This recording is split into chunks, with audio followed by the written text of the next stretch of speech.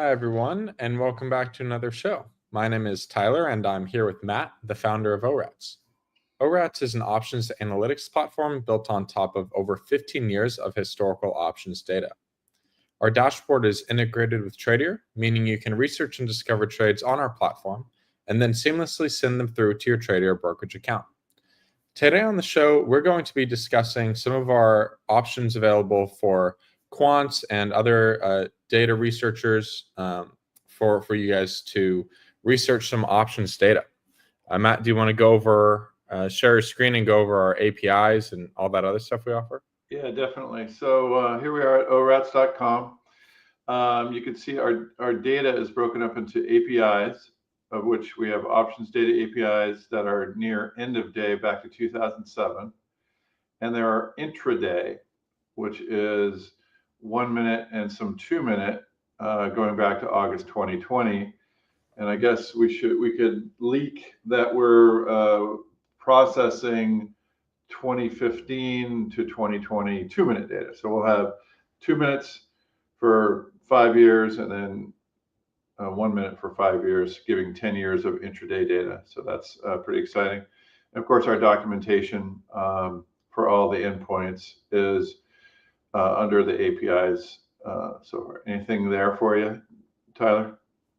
Yeah, it's a pretty basic offering. You just have the choice between those two. If you click on one of those pages, Matt, and then go down to the pricing, we'll show you the pricing for. So these are all 3 tiers for both APIs. So you have the standard, the cheapest options, the delayed.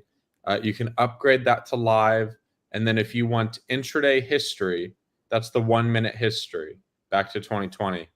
That's $3.99 a month. Right, and there's a million hits on that one since it's intraday historical, so people will use a lot. 100,000 on the live, usually enough, and 20,000 on our basic data API. Now these are this delay data API near end of day and kind of live throughout the day or delayed throughout the day. Live throughout the day on our live data API, and historic is you get historic with this too, near end of day. And then the live intraday is really cool because you can pick any minute and go take a look at that. As a matter of fact, what I'd like to do now, Tyler, is just go to our API console, go to the historical intraday, kind of see what that looks like. So it's strikes change history, and you could go to any minute here. So this is Apple 2022. August 8th at 10 a.m. and you could go hit that and it's already here. So, I'll open that and you can see that it's August 8th, 2022. Here are all of the strikes, all the prices going back, and you can see that it's updated at the time of day is 10 a.m. So very cool, very technology savvy way to access a fast database of all our 1 minute data. Yeah, thanks, Matt. One other thing to point out while we're still on the APIs, the options we just showed are for individual retail traders. If you are a professional or a platform looking to use our data to redistribute or show anybody, you have to get one of these licenses.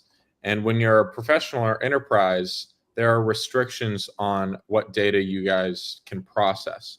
And those are established by the exchanges and OPRA. Yeah, good point. And we should also mention that for certain APIs like the delayed OPRA, you need to fill out a form and let them know. And the live OPRA, you have to fill out a form. And the live OPRA with intraday data, you have to fill out a form. You might notice there is none for the derived data API. So the derived data API is different, and you could read about that separately. However, I'll just go over the main points. So there's no OPRA data, and OPRA data is volume, current volume for the day. There's no actual option bid ask, and there's no actual stock mid price. So what we do show is open interest. So that's at the end of the day. So that's not considered Oprah data. And then we also show the stock price as estimated by using put call parity. So that is how we show stock prices, and derived option prices are provided using our smoothing techniques. I'll just go over that real quickly. Our smoothing techniques is how we summarize the implied volatility skew. We draw this orange line through the bid-ask data, and we make theoretical values. And now, most of the time, those theoretical values are within the bid-ask price. So with the derived data, you would not see 290 or 292 for this 620 call. You would see, now it's 293, 294. You would see 294 as our SMV value. That's our smooth value. So that's very close. And then you won't see bid you see implied volatilities. You just won't see the actual bid ask. And then the stock price is estimated using put call parity. Anything else on that? Yeah, that's a good overview of the derived. And if you guys have any more questions on that, we have some PDFs that you guys can read. And you just email support@orats.com and we'll send those over to you. And you can even have a meeting with us. We work with quite a bit of institutions. So this is an offering that we're growing, and we're offering to more and more people. It's pretty well liked in the community. So, yeah, you're right. We've had videos on that, I think, and it's a way for people to start off and get data, and then you grow into Oprah data later. Sorry to cut you off there, Tom. Oh, you're good. I was going to say, so we get a lot of questions on the APIs versus the historical data, and sometimes people are confused. And so, I'd like to clear a lot of that up on this episode. So, the APIs are. Let's just go over like what a typical use case of the API is. If you're a programmer or you're trying to get data for one symbol at a time, the API is great for that because you have 20,000 hits a month or sometimes 1 million hits per month. You can download like intraday history for 2 to 3 symbols every month, like the full history. So it's great if you just want historical data for a few symbols, and you can download all that. It's probably the number one question we get, like what's the difference between the historical data and the APIs. The other main difference is that the APIs have our monies and summaries and cores endpoints, which include indicators, like summarized indicators that kind of what makes ORATS what we are. So those indicators are X earnings, implied volatility, contango, slope, all those other measurements that we do. There's hundreds of them. And I'm sure Matt will go over some in a second. But the historical data flat files don't include that information. So if you're looking for those indicators, you'd want to come to the API.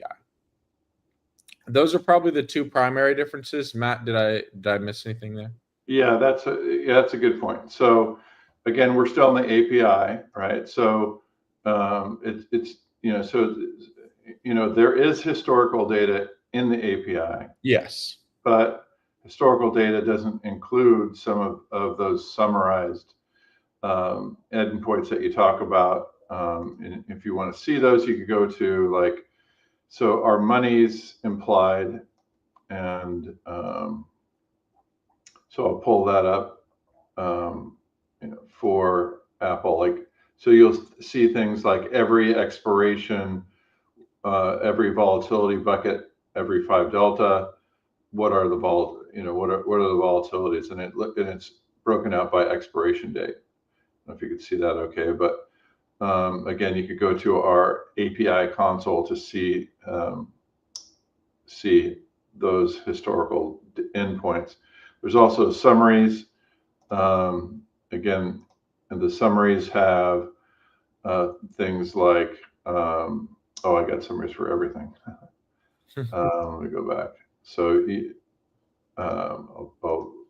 if you don't put a date, you'll get all the dates, which is great. But it's a big field. So the summaries have things like the X earnings 10-day, the implied volatility 20-day, slopes and derivatives. That's our curvature. What the implied volatility is at the 30-day at the 5 delta, 75 delta, 95 delta. So a lot of different things are there. And then you can see, forward rates and implied volatility moves. So I'm sorry, the implied earnings move in Apple back then was 4.5%. So you can, go get all that data, and those are the endpoints that are not in the historical data flat files, but are in the APIs. Yeah, so that's probably the main big difference. So, do you want to go on talking about what the historical data flat files are, why somebody would want to buy those, and sort of the differences there? Sure.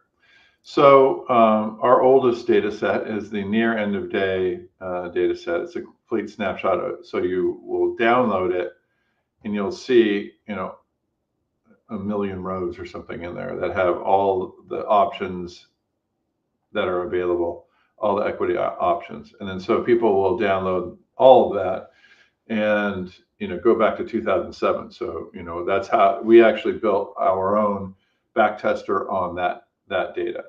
So this is delivered in CSV files over FTP, right. Yeah. So you put like a FileZilla together, and you go get all that data. Here's FileZilla. It's a third party that you could, go connect to your host, and which is us, and you'll get all this information, and then you'll be able to download all the files. So that's, one way to, it's a popular way, old school a little bit, but popular way to get, get your data, and, all the definitions for the data is here. Again, individual, professional, enterprise, near end of day, ongoing, and then historical data one time. So a lot of people will get the one time and then get the ongoing from there. Yeah, we get a lot of questions about backfilling. So, what happens if I buy the historical data now, and a year from now I want more data? Yeah, then you'll just you could then, we're pretty kind. We just say you just start the recurring data subscription, and then you could go download it. Okay. Yeah, we get that a lot. So we have the near end of day from 2007 to now delivered via FTP, and they're all in CSV files. That's why we call them the flat files. And the API obviously is delivered in JSON format via a REST API URL.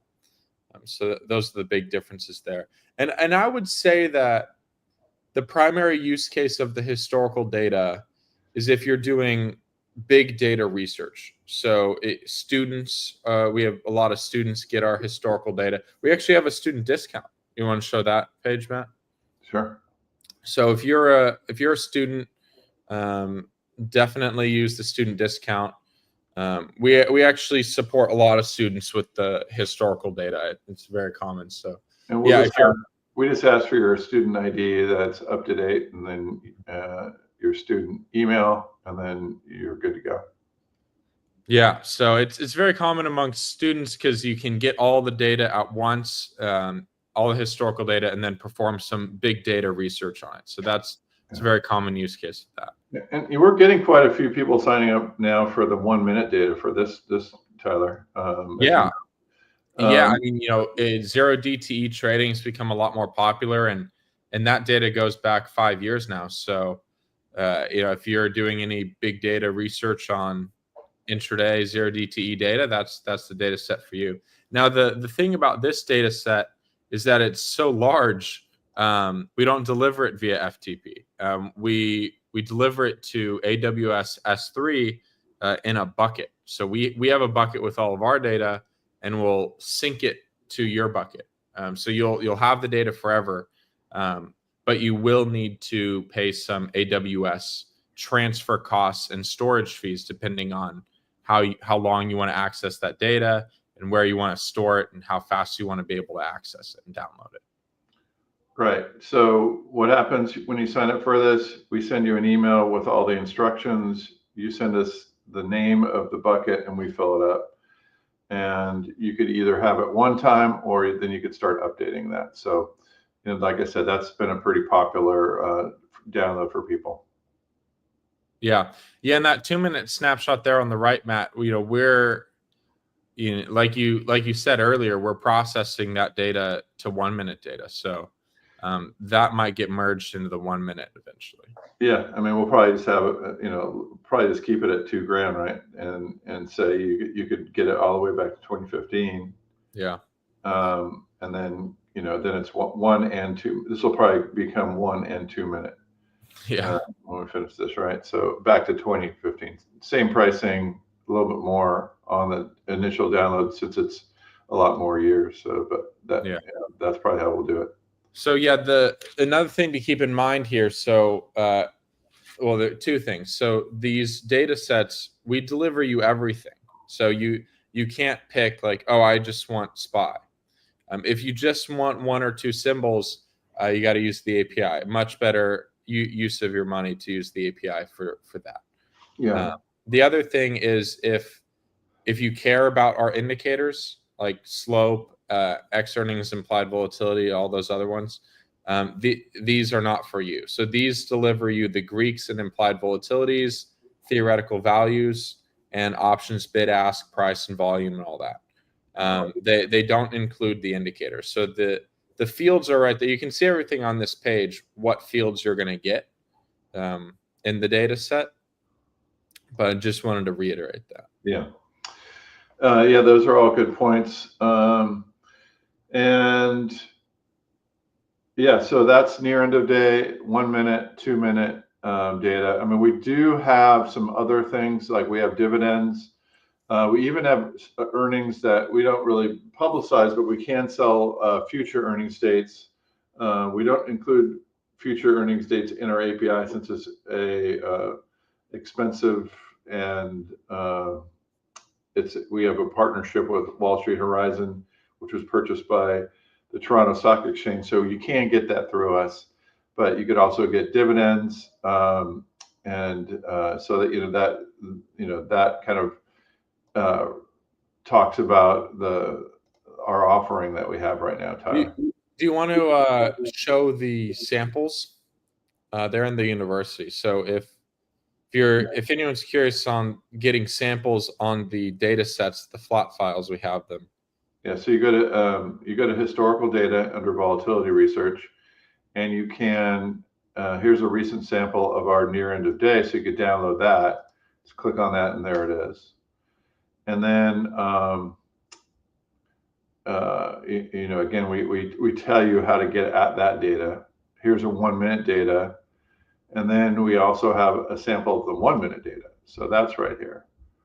And then the 2 minute data, there's a sample of that as well. So, and then dividends, we talk about what's in the dividends. And then we talk about some information on our index options, because that's another thing that we offer.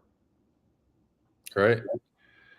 Yeah, university, it's very helpful. A lot of stuff's on there, especially with our indicators, historical data, and everything like that. Yeah, and that's the place that you could download those files and make sure that they're meaningful to you. So some of the future things that we're looking at, and if you have any requests, please send them to support@orats.com. One of the things that we want to do is Tyler, you mentioned the 1 minute that gets everything. We want to explore, being able just to deliver symbol by symbol in that. I think that would be handy for people. And also one of the things that we're going to do is for our APIs. So we have a number of APIs. What we want to do is provide a example like, so here's an example endpoint, right? And we would provide one that you could get at without using a token. So that Yes. would allow you to get all this data. It would be a static endpoint, but you could start to program to it. So, and when you're ready, you could then just switch on to your regular token. And if you go to auto, you could ask about all the column headers. So you could ask, what is X earn 10-day IV? You can just type that in, and it'll give you what that means. So auto is a very good place to go to learn more about what the header names mean, and get more information that way. And you could, so it talks about X earnings and removing the earnings effect, etc. And then you could also then learn more about this in the university and in our blog. So our blog has, if you start typing, you could see, what some of the articles are about that particular one. So that's how you could pick up a lot more information. So, there's really is a plethora of information. And then we also, of course, have our ORATS YouTube. You're probably watching us now, but we have so many videos that you could search on and see more and more information. So we're trying to get out to as many people as possible. Our new dashboard is going to have more resources, discover and learn tabs, linking you straight to these community. The community is a very good place to go ask questions. ORATS is a registered investment advisor with a robo designation, which means that we aren't really able to answer direct questions from people, either on the phone or by email, but we can direct people to our website and answer questions there. Anything to add to that, Tyler? I think the community is great. Yeah, it's a great place to ask questions. We're getting other members of the community answering much faster and much more longer responses than Matt and I sometimes. So it's great to see everyone's support. And Zoroastra said there was ice cold service there, so that was nice. Yeah, we try to support everybody. She wrote on a Sunday. I answered her 5 minutes later and telling her, "Hey, listen, we're a robo RIA. You have to put your question in the community," and that was the ice cold service. But I've since been chatting with her, so yeah, it's. I mean, we're supporting lots of clients, and we like to stay small, and we like to keep our responses human, and we look at everything. So sometimes it takes us a while, but we try to get to everything. Yeah, definitely. Anything else, Tyler? It's a little bit short, but that's all. That's what covered what I wanted to cover. Yeah, I think we, just to summarize, we spelled out the difference between the APIs and the historical data. In the APIs, REST APIs, JSON format, they're good for querying a few symbols at a time for live data. And then historical data, flat files, those are best for big data researchers who just want everything in one place. And those are delivered FTP and S3. We also covered like the differences between what is included in the API and the historical data, what fields are different. So the API includes a lot of our indicators, and the historical data flat files just includes the prices, Greeks, and IVs. You teased a few things here and there. We're working on quite a bit right now. We got our hands full with the new dashboard and some other offerings. We are going to be rolling out. I ask a question since I have you. Why does this only show strikes and not historical intraday? Delayed intraday has monies. Do we need to add that? Yeah. So there's a historical endpoint that only queries stuff from yesterday and before. That's Oprah data. So summaries and implied monies history is not considered Oprah data. So we don't have a specialized yesterday and before historical endpoint for that. So you can just get the delayed history and yesterday's history in the same endpoint. But for the strikes, you need this one specifically if you're an enterprise. Gotcha. Yeah. All right, cool. Well, yeah, nice job, Tyler. Yeah, good job, Matt. We'll be back again next week. If you guys have any questions, just email support@orats.com or better yet, ask in the community tab, and hopefully someone will get back to you there. Yeah. All right. Thanks, Matt, and thanks, Trader, for hosting. And we'll be back again next week. Thanks, Tyler.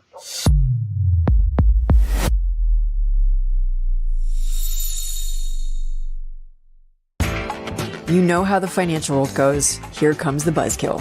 Please make sure to take some time to read this boring disclaimer. We will owe you one.